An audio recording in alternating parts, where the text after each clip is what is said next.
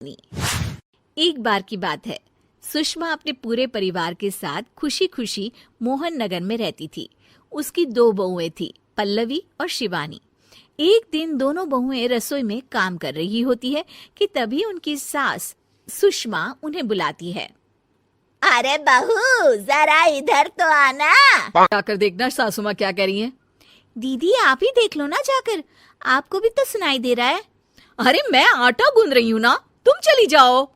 हाँ तो मैं भी तो सब्जी काट रही हूँ ना दीदी। अरे बहू जल्दी आओ। ओफो, ये तो जाएगी नहीं। मैं ही जाकर देखती हूँ कि क्या करना है। कमरे में जाती है। जी मम्मी जी, क्या हुआ? शाम को घर पर कुछ मेहमान आने वाले हैं, तो तुम अच्छा सा खाना बना लेना बहू। ठीक है मम्मी जी, क्या बनाना है और कितने लोग आ रहे हैं? सुनील की मौसी जी और उनका पूरा परिवार आ रहा है। कुल मिलाकर 3 लोग और हमें मिलाकर हुए 9 लोग। तो अभी से ही तैयारी करना शुरू कर दो। और हाँ, घर की सफाई भी कर देना, हाँ अच्छे से। सब काम हो जाएगा, आप चिंता मत कीजिए।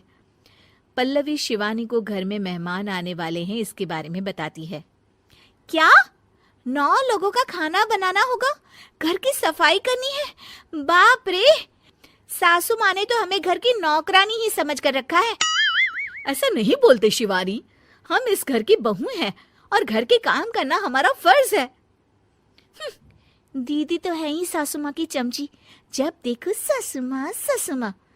मैं तो इतना सारा काम नहीं करने वाली। ने कपड़े लेकर गमला साफ कर रही होती है और चक्कर आने का नाटक करने लगती है। मेरा सर चकरा रहा है। तभी वहाँ पल्लवी और सासू माँ जाते हैं। अरे बहू, क्या हो गया तुम्हें? मम्मी जी, बहुत तेज सर में दर्द हो रहा है। तुम एक काम करो शिवानी, आराम कर लो। नहीं नहीं दीदी, घर में मेहमान आने वाले हैं, मुझे आपकी मदद करनी चाहिए। अरे कोई बात नहीं शिवानी, तुम आराम कर लो, मैं सब काम कर लूंगी। ठीक है दीदी, अगर आप इतना कह रही हैं तो आराम कर लेती हूँ। आराम से अपने कमरे में मैगजीन पढ़ रही होती है। इसे कहते हैं आराम की जिंदगी। इतना सारा काम। चलो सारा काम खत्म हो गया, शिवानी को देख आती हूँ। शिवानी अपने कमरे में ईयरफोन में गाने सुनते सुनते सो जाती है और उसके साइड में मैगजीन भी रखी होती है। पल्लवी वहां आ जाती है और वो सब देखती है। ओहो, तो मतलब सब काम चोरी का बहाना था। अभी बताती हूँ इसको।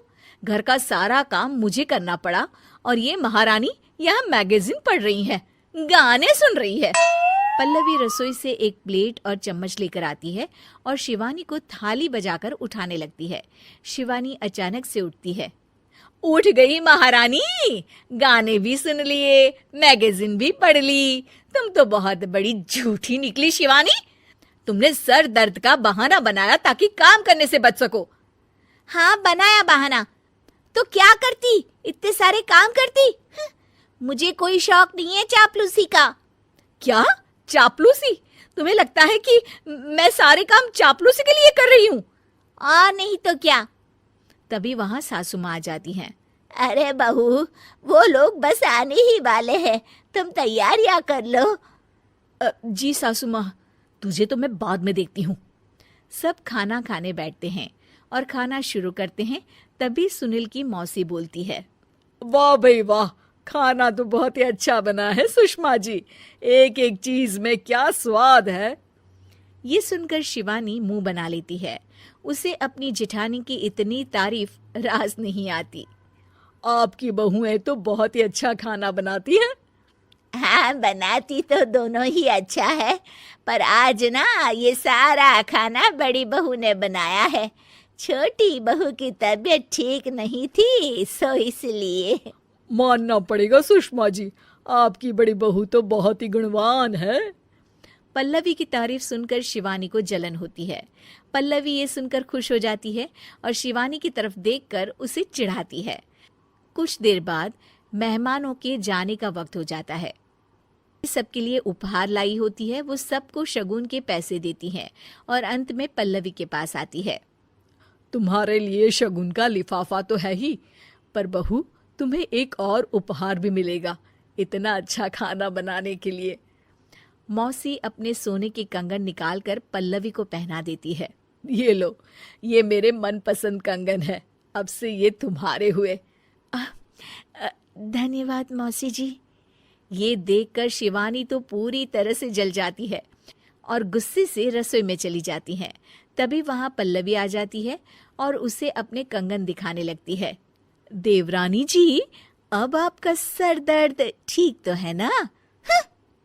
मुझे लगता है कि अब सर दर्द शुरू हो गया होगा आपका।